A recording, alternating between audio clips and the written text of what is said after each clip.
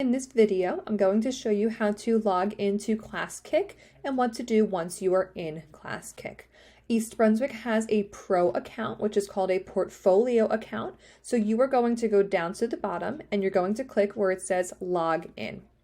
Once you click that, you're going to just click continue with Google.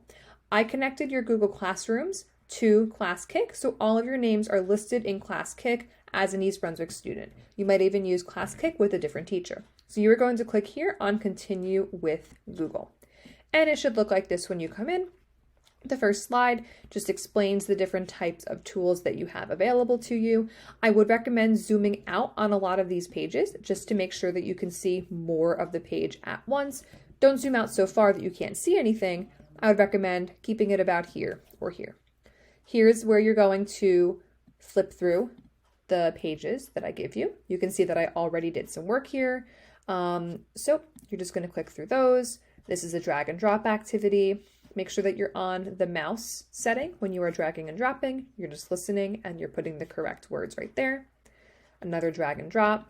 And notice that it will automatically save your work. So once you are done with the ClassKick assignment, you can just click out of this page and it will save your work.